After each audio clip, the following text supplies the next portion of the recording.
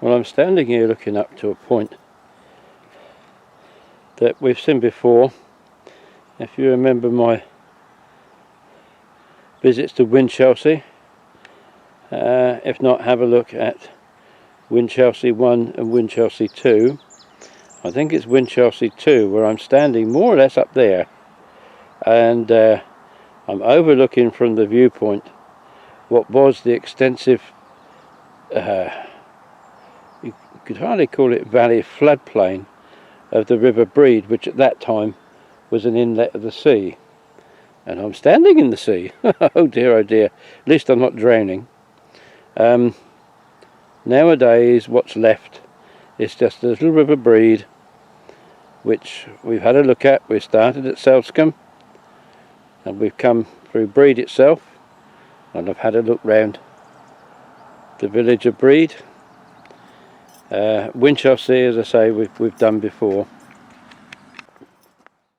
Starting to get busy now, but the bridges on the three rivers of Rye, and I suppose we would call this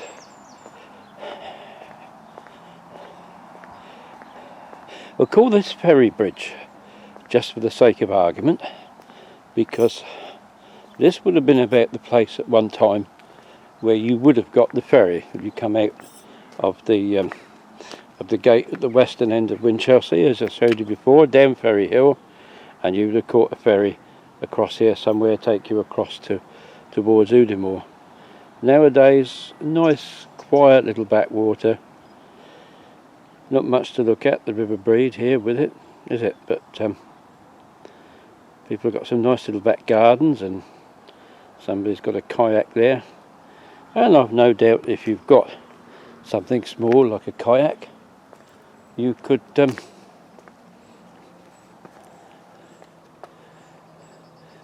a fair way. It looks like it widens out a bit up there, but this is it. This is what is now left of the River Brede. You would almost expect it to be wider here, wouldn't you, as it's getting closer to the sea, but that is not the case. But there is a little flow, very small, but there is a flow. And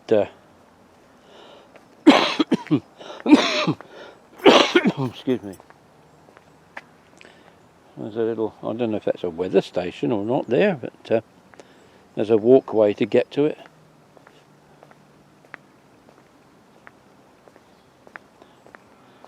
I've no idea when that bridge was built. I can't really get anywhere to have a close look at it, unfortunately.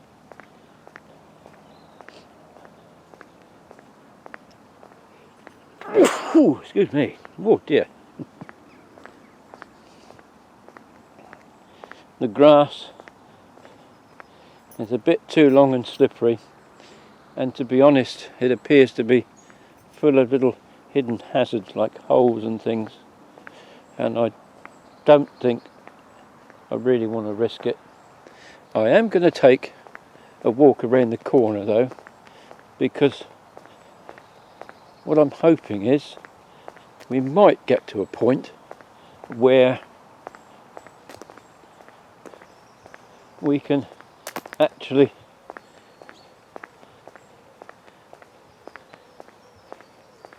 get to the bank and have a look-see.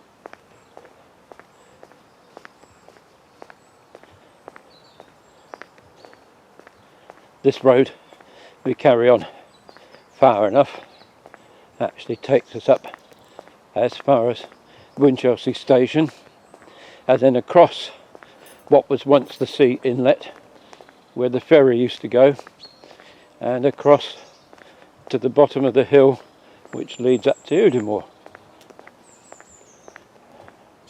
And I'm not going to get any closer to the river here, I don't think, and that's a bit of a shame, but there is a farm gate here, so fingers crossed. But we're too far round the corner now from the bridge. That's a shame, but we can certainly, you'll see where the River Brede now actually wends its way across down the bottom of the hill from Winchelsea and Icklesham and across the Brede levels.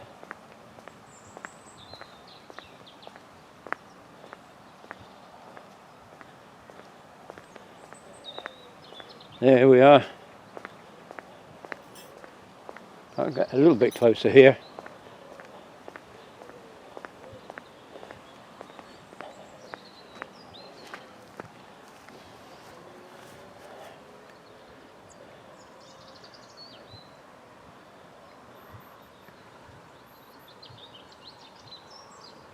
And that is the River Brede.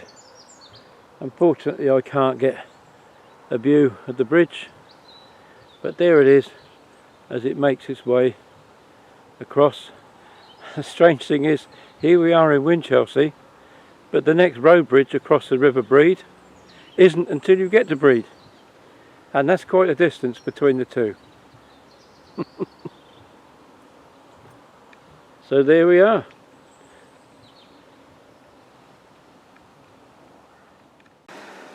I've been here before in my Winchelsea videos, so this is just a very quick look. This is where the River Brede is crossed by the main road from Rye to Hastings. Let's say we've spoken about it before. Just along there it's joined by the Royal Military Canal, and then the pair of them flow up to the left towards Rye. The only other thing I must mention here is that the powers that be decided they wanted to build a harbour, a new harbour, and so in the late 17th, early 18th century they started to build one out where is now Winchelsea Beach. They had a lot of trouble getting the money, so the whole thing took 63 years to build. Finally opened in July 1787. 4 months later there was a disastrous flood and the new port was abandoned, and everything went back to Rye, where we find it from that time onwards more or less as it is now. So was that. I didn't film this side of the River Brede when I was here before, and perhaps that's just as well, because actually getting a clear view of it is not very easy.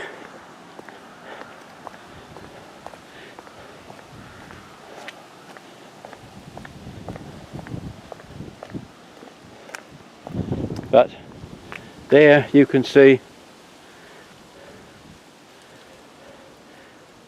again just how wide this inlet of the sea once was.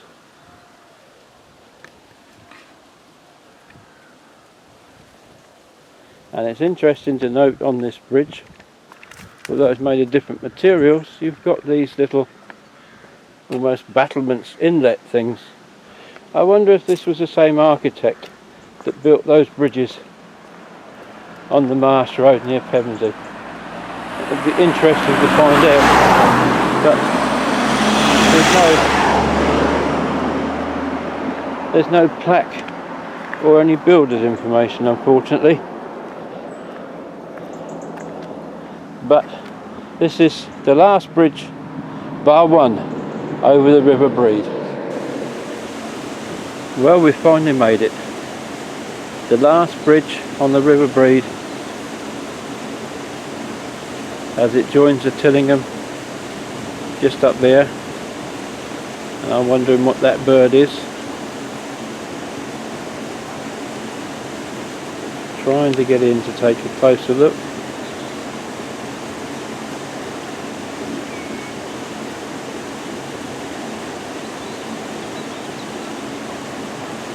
It's not a gull.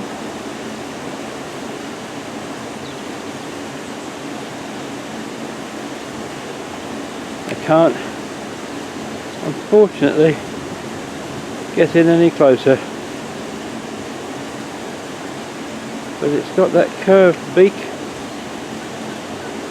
Oh, I have to leave us all to look that one up. But there is where the Tillingham and the Brede meet to flow into the Rother and out to sea. And this is also part of the joint River Brede Royal Military Canal section. As you can see, there's lock gates here still, although I don't think this bit has been navigable for a long time. Down there is just mud, although there is a flow the other side, so maybe it's just scum. Yeah, because down through there you can see some clearer water. Anyway, we'll just let this traffic go by and I can get across the bridge. This is the road down to Harbour. There was also a railway branch line that came through here, and at one time, yes, I wonder. Let's go down and have a look at the other side of these gates. There was a time when you could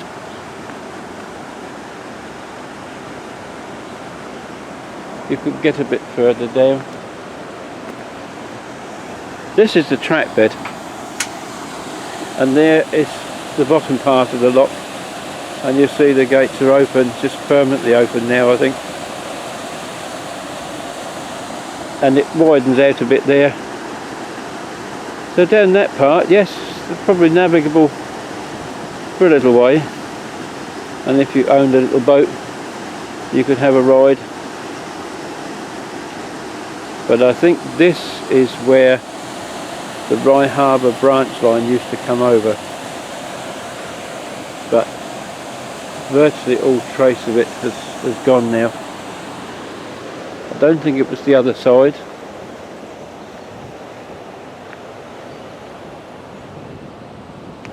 Certainly don't think it was the other side, though I could be wrong. No. Some years ago there was, you could see where the track had come through, but they've built those new houses now. It's an interesting house there. Looks like an upturned boat.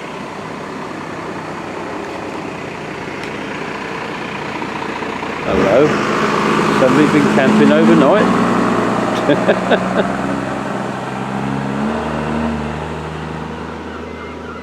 These are the boat yards this side, so as I say, there's still a little bit of the old boat building and boat repair industry here, and the road carries on for about 2 miles down to Harbour.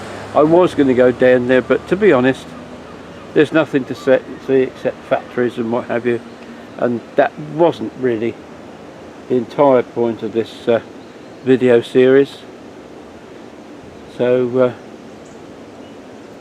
yes, that's the end of the River Brede, and I will finish the video on the Rother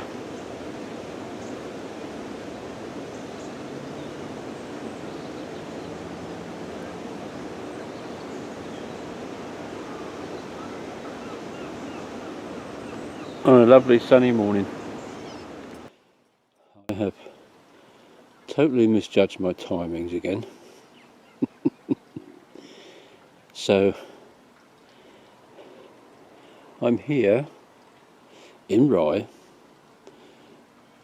on a bridge over the River Tillingham, looking at the Strand Quay.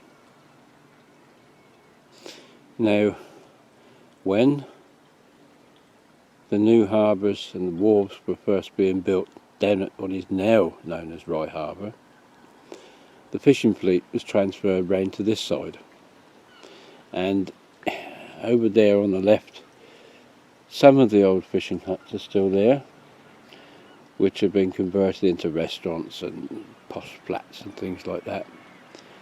Here on this bit of the Tillingham, yachts are moored, little boats, because this is now part of a small marina. I tell you, it's that early in the morning. The moon is still up there. Now, when we left the Tillingham, we left it at 100 House Bridge. This is the second bridge and the last bridge along on the Tillingham from 100 House, and I'm going to go around the corner in a few minutes and have a look at the next to last one, the ferry bridge. However, when you come this side, you are faced with this monstrosity.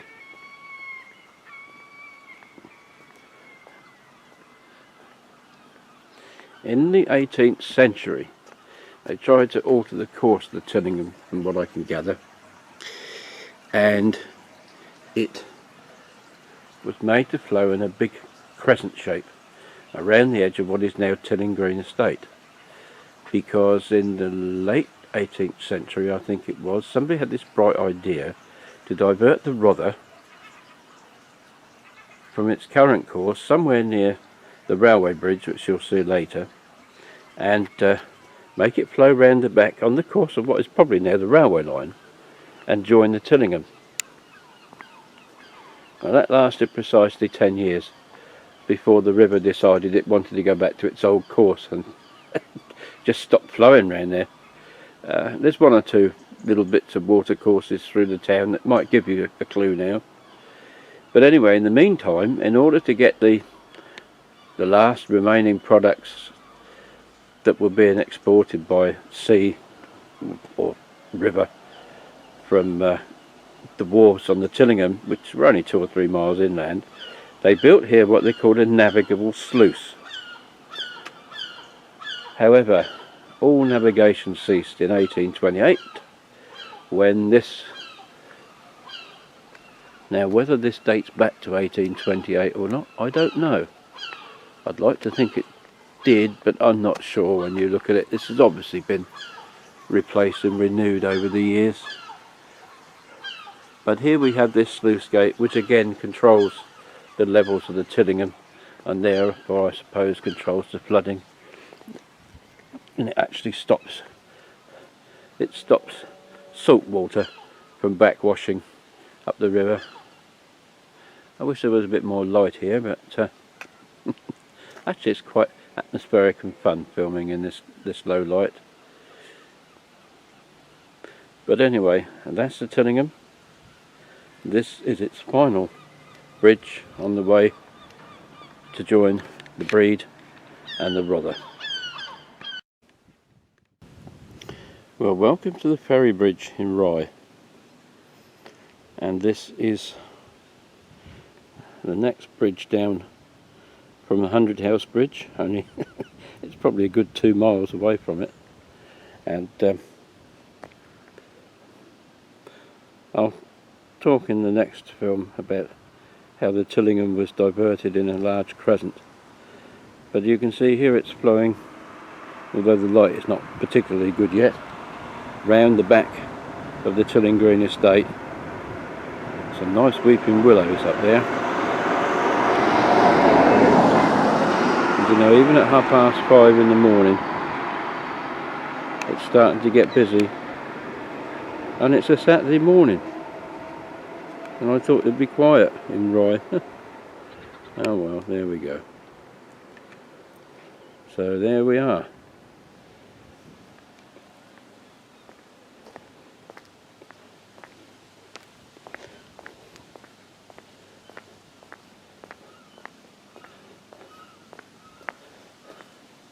As There's a plaque here. Ferry Road Bridge, reconstructed in 1954 over the River Tillingham. And if there was a bit more light, we'd be able to see those ducks. They've obviously just woken up.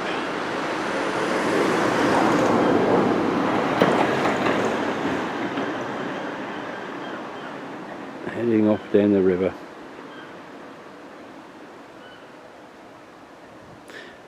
No longer navigable since they built the sluice gates in 1928.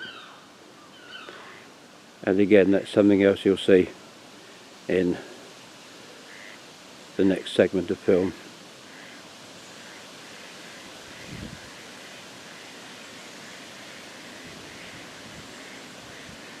Don't know if you can hear that, they're having a good old natter. Trouble is the wind's getting up as well, which is not very good for filming. Hopefully my wind muffs will restrict the noise a bit. But I'm still wearing my shorts, so it's a bit cold round the knees at the moment. Anyway, onwards and upwards, there is more filming to do here, because we're now in the segments where I bring the three rivers together, finally, at the end of my pilgrimage, as it were. Mind you, just before I leave, I have to show you that cottage on the other side. That is the old Paygate cottage. This used to be a toll road out of here on the way up to Udimore, and that is where you would have had to stop and pay your tolls to travel along the road. Amazing what you find, isn't it? I didn't really do the Tillingham justice earlier in the very low light, so I'll come back again when it's a bit lighter. There is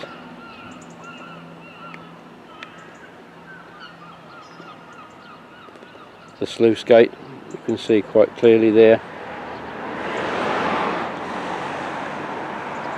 Hard to believe that this was once the main centre of the fishing industry here, on this side rather than the other side.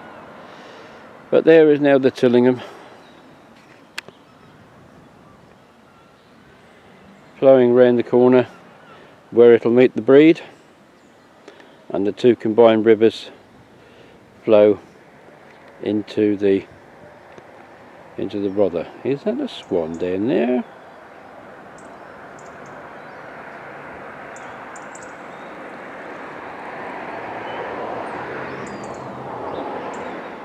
Oh yeah, look at that.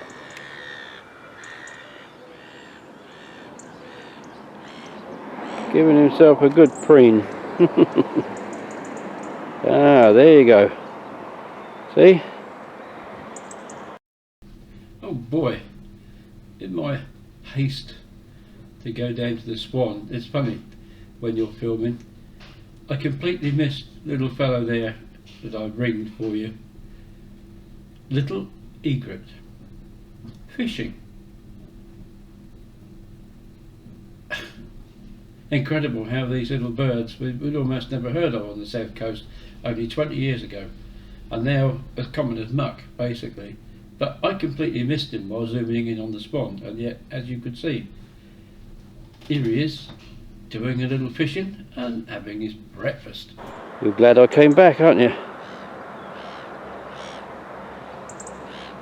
And that's your final look at the Tillingham. Just imagine at one time all this filled with fishing vessels and boat building, ship building, and now leisure.